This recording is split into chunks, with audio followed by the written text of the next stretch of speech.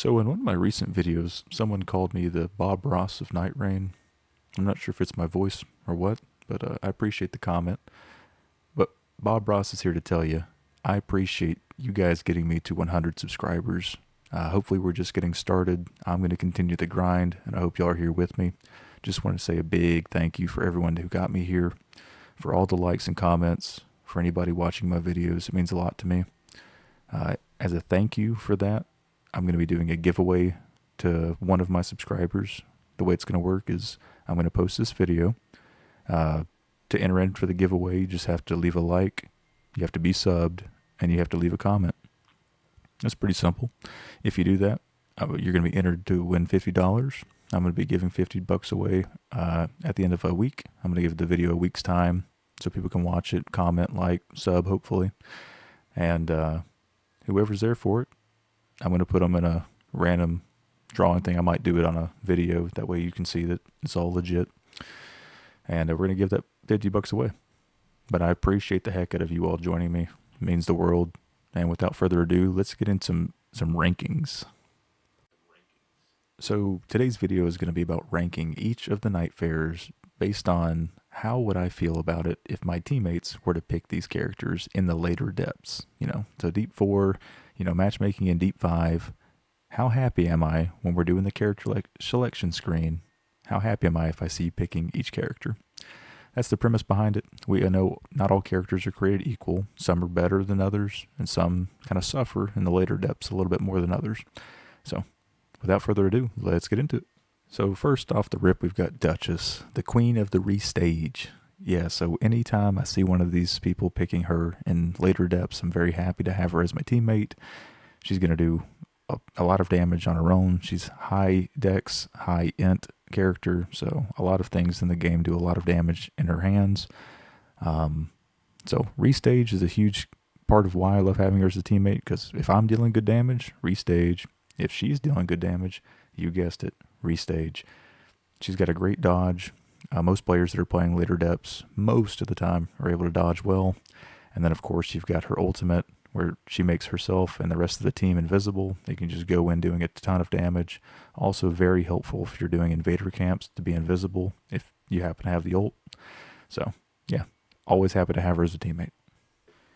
Next up, we've got Mr. Parry Demon himself, Executor. I put him in just fine, not because he's a bad character, and I do like having him as a teammate, but because at the higher depths, if you're missing with his character skill, a lot of times you're getting smacked around. And, the premise is being able to perfectly time, or, relatively perfectly time your deflects. He's a good character. He really synergizes well with the skill setup that it's currently the meta within nightreign, which hopefully they'll nerf some of this. It's getting out of hand, I think. But he's a good character to use. He's got a lot of good in his kit. I don't think his pass is very good. Tenacity, I'm not going to get into the details. I just think it's not that great. His character skill is really fun, but as a teammate, it's not always the most benefit to the team. Like if we're playing trios, for instance. And then his ultimate, dog mode, yeah, it's fun. I like it. It's very helpful. It helps me get around the map quick. It's very good at stagger damage. And now they did buff that to where in Deep of Night, if you're in his ultimate move, you're not going to be killed out of it, which is nice. Solid character. Next up, we're going to be talking about the Guardian, one of the GOATs of the base game, but this is a ranking for later depths and which teammates you'd want to have. And unfortunately for my flock, he's fine. He can do good. And in the right hands, he's great. But when I'm seeing you picking him, I'm thinking, this could go one way or the other kind of deal. Let's talk him a little bit. So his passive, Steel Guard, it's good up until I'd say depth 3. And then beyond that, you're going to be taking a lot of stamina damage and more chip damage, importantly. Also, in the Steel Guard, your movement's very limited. You can still take attacks over the head, behind you. They'll still hit you, unfortunately. You have to directionally dodge to activate that. And if you don't do it the right way, you might get cooked. So, then it's Whirlwind, really fun. I do think it has its niches and places that are really helpful, especially depending on your relic setup. So that is a plus for him. It is helpful in a team. And then Wings of Salvation, his ultimate art, man, That is so good. That is definitely some saving grace for Guardian. You can build him the right way and have success in later depths. Don't get me wrong. And I like this character. But if you're going to be using him, try to run the relic that you can 3-bar res, with him and also heal your team from it. That's really clutch. He's a good character, but it could go one way or the other for sure. Next one we got on the list is Iron Eye himself. Yes, the golden child from Software. They love this guy. He gets a buff, it seems, every single patch or update. But realistically, he's a GOAT teammate. You gotta love having him for many reasons. His mark ability, it lets all the enemies get debuffed. They take 10% more damage from all sources. When you pop that said mark, it also deals a ton of stagger damage and just damage in general. There's a lot of different relics that make this guy OP, but none more so than the one that gives you an extra use of your character skill. So you can continue marking your targets. During your skill animation, you get iframes. You get to reposition around the enemies. And there's just a lot of fun ways to build them. His ultimate art, by the way, it also reses from 2 bars. So if your teammates are down 2 bars, instant res. You can shoot through walls if you need to res them. Really solid. And then, of course, you've got the melee katana version of him, where you're marking and you're doing a ton of damage from melee range instead of using your bow, so you're getting a ton of damage. He's also got really good scaling in arcane and dex, so this works out really well. So, yeah, he's busted. All right, next on our list is Raider, and this one's going to be a little hard to defend, so give me a minute.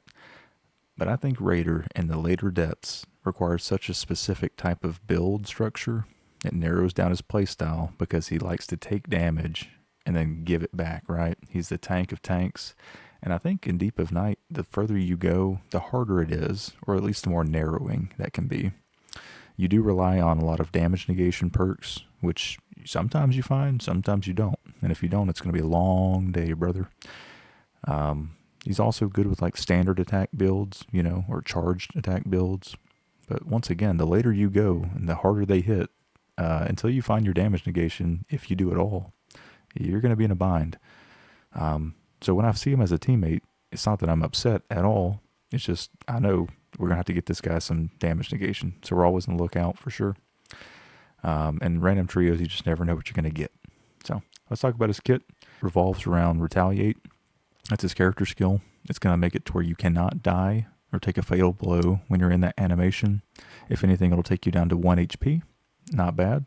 It also does really good stagger damage. And it can also break out a lot of enemies if they're in a big charge up move. So, solid. And then his ultimate, basically where you just drive a stake in the ground and this tombstone pops out of the ground. It does decent damage. It also gives you an attack buff. Not bad. I believe it also applies to your teammates. Maybe relic dependent. He's a really fun character to use. He's a good teammate to have, but if you're picking him in later depths, it's kind of like, which way is this going to go? That's him. Next on the list, we've got ourselves the old Recluse. Yep. Fine teammate, I think, in my humble opinion. I think she's very good. If you've got some tanks up front, she can do some great damage on the back end. Some of the problems that we'll get into here in a little bit, I'll share with you, but I don't think she's a bad character. When I see her, I know that I'm going to give good damage dealing from the back end. Pause. But yeah, she's a good character. Let's talk about her kit. So she's got, her passive allows her to regenerate FP or to gather FP from enemies, like just grabbing these affinities off of them, which leads into her character skill, which allows her to deal massive amounts of damage in some cases, depending on which cocktail you use. So basically you grab 3 affinities. I like to do different mixings of different ones to get, the massive effect. And you can do a lot of good damage off of those. Also, she's got the highest intelligence scaling in the game. So, of course, with staff, she's going to do really good damage. She's definitely squishy, but so are many characters we're going to talk about. I do think in the later depths, she can do really good damage. But if you're the one trying to clutch up, or good luck. She has very little to revive with. You better carry something, some type of claw or fist or dagger, something with you if you don't have res or have a really good res spell. And I would be remiss to not mention her ultimate art, which is Soul Blood Song, that allows any enemies that get this little sigil on them to, if you attack them and hit them, you get FP regeneration. So it's great for your teammates, and it's great for this current skill meta. And also it lets you regain your health as well. So anytime you're hitting them, you're getting FP back and you're getting health back. So very good. Just not great as a res tool. And that's okay. She's fine. And next we're going to talk about the Revenant. Yes, we've got the little doll coming in at a very hot score of GOAT. Yeah, you heard it here first. If you don't already know, in the later depths, really any depth, she's fantastic. And that is mostly thanks to the update that came just a month or so ago, where they added in where you can have your pick of a starting incantation. So you can choose which incantation you start with. Huge, because if you know which Night Lord you're fighting, you can kind of pick which one you want. And then also you can have something like, improve Giant's Flame incantation and fire attack up on the same relic. So if you have a really good relic setup, I don't condone any cheating. I have a couple relics that match this, and I don't cheat mine. But so it's possible. It takes a lot of grinding, but very good. So you can put some crazy damage. Talking about her kit just a little bit, she's got her summons, which now also scale in Deep of Night, so they have a little bit more health. They're not always just getting purely one shot. So you have more time to cast spells. They're also good for taking aggro. They can help res your team. And then speaking of resing your team, her ultimate art, man, come on. This was Immortal March, I believe it's called. This sucker will res you off of a 3-bar, and it's got a pretty wide range. So if you've got a teammate going Revenant, expect massive damage and the ability to res you and make you immortal for a few seconds after using the ult. So very strong character. Yes, of course, squishy. Yes, requires good relics and setup to be super OP, but I love seeing him in the later depths. Next, we've got one of the most underappreciated and misunderstood characters, I think, in Mr. Scholar. Yep, he's great. I like him. But for later depths, I'd say he's fine. He's a good teammate to have. And he's not going to be one of the OP ones that you're like, man, I'm glad we got the Scholar. Unless it's for a certain Night Lord. But let's talk about his kit. He is the consumables master. He loves having his pot. Got a few friends like that. He also enjoys boiled crab. He's kind of an expensive date sometimes. Exalted Flesh, Hannibal Lecter style. If you have the relic that confers your items to your teammates and you're leveling up these items, they're all going to get extra benefits from them. As he eats them or consumes them or uses them, they gain value in how good they are. So it's okay if they're lagging just a touch behind getting their consumables up. It's okay. Moving on from that, he's got his character skill, which is called Analyze, and this thing is, I'm not going to say complicated, but it takes the most time to get used to.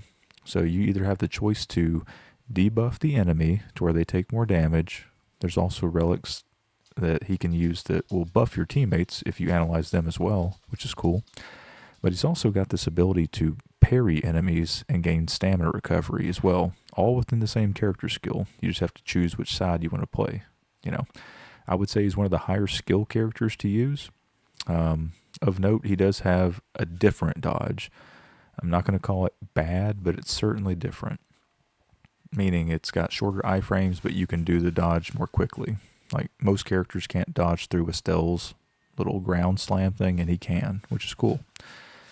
And then, of course, you've got its ultimate art, Communion. That links every enemy that's around you within a certain radius, and it means that anybody that's connected to that, if you're hitting one, you're hitting all of them essentially, albeit they take only about 20% of the total damage, but it's still nice. In addition to that, anytime you hit an enemy during this, you're getting healed as well. So everybody's getting their heals. You're just recovering health the entire time. If you have damage over time on this relic, I think it's amazing for early game. It makes clearing out camps and castles, all the goodies, so much quicker, and you get so many runes you probably would miss out on. So, where he falls flat, I think, is overall damage, although he can be spec'd into Arcane. but he's very good as a support character to the team. He's fun to have on the team, just a little bit different. You don't always know if it's going to be good or bad, but I think he's better than the tier below him. That's it. And the next one, we've got the other addition from the DLC. We've got Miss Undertaker. So I'm going to put her in just fine for this, and that's only, she could be lower in my opinion, but it's only because she's got such good utility in her skills and ult, and we'll get into it. Let's do it now. So her passive ability is called Confluence. That allows her anytime that she does a perfect dodge or anytime one of your teammates uses their ultimate, she gets to use her ultimate, which does a lot of damage. It's only secondary to Wilder as far as damage goes. So she can use her ult multiple times during a fight, which is awesome. And then her character skill is Trance. It makes it to where when you activate that, any missing stamina you have will be automatically refilled. You have improved stamina recovery, improved poise, improved damage negation. It's a pretty good skill. Oh yeah, and you get a much better dodge, kind of similar to Duchess, if you will. So the character skill and that passive allowing her to use multiple ults in a single fight, it's nice. Where she falls flat is kind of everything else, like the ability to do like rezzing teammates, for example. Her use of hammers being her primary, unless you're spec'ing into something that's going to give you like a dual wielding, jumping, great hammer build. I'm not sure that she's really it. I know I talked her up and gave her a lot of praise, but I think she's just fine. I don't think that she's going to be game breaking for you unless maybe you're running triple Undertaker. But if I'm in the later depths and I see her, which is kind of rare, frankly, but when I do, it's like, it's not going to hurt the team, but it's fine. And then lastly, we're going to touch base on her alternate ultimate ability. What you're seeing here, you basically go full Goku, your Ultra Instinct, you can't be hit by any attacks, but it's short-lived. It fully drains your character skill and your ultimate bar. Like I said, it doesn't last long. And if you're planning to res teammates, yeah, good luck. They're not going to last long enough because you're going to be dodging any attacks that come in. So, anyways, she's just fine. And lastly, we're going to be touching base on Wilder. He's an amazing character. He's one of my favorites. I've used him. He's probably the most used character I've used. And anytime I see a teammate in Deep of Night running him, I'm very happy to have him. He's pretty much a jack of all trades, maybe a master of none, but he's very good at what he does. So he can play the tank role, the damage role, all the roles. Let's touch base on his passive first. It allows him to live through death one time, essentially. So instead of getting one shot, you're going to be able to survive that lick, and you can replenish that passive at any time you hit a grace, which is awesome. Secondarily, he's got his claw shot, which is his character skill. You can even put two of these bad boys in. You can have locked and loaded two of them. It helps you navigate the map quicker. You can traverse very quickly. You can pull yourself to the enemy, pull the enemy towards you. It keeps poise or stance damage going even if you can't like hit the boss during an animation. Instead of that stance damage like resetting so you don't get like miss a stagger, you can just keep the pressure up. With relics, you can even add bleed to that, which is awesome. Yeah, FromSoft loves this guy too, and I get it. I got a soft spot for him. And then his ultimate, it's the highest DPS damage dealing ultimate in the game. You can even have it to where it leaves fire on the ground with a certain relic effect. It's very strong. You can res people off of a 2-bar, no problem. Even if they're like 3-barred, you can hit them with this and smack them a time or two, and they're back in the fight. So having him as a teammate with all his utility, with his ability to stay alive, with his pretty good health, like he's not the highest HP character in the game, but he's very close. And he can just pretty much use any weapon. So anytime I've got a Wilder on the team, you love to see it. He's not going to be, put into one single build. He can use a lot of different builds, and that's awesome. So yeah, easy GOAT tier, easy. And with that, that covers all the NIGHTFARERs. That's my ranking of all of them. Tell me if you agree or disagree in the comments. Leave a like for me. Don't forget, if you're subscribed and you do what I told you in the beginning, you can be entered in for $50 50 doubloons if you want. Thanks. Take care.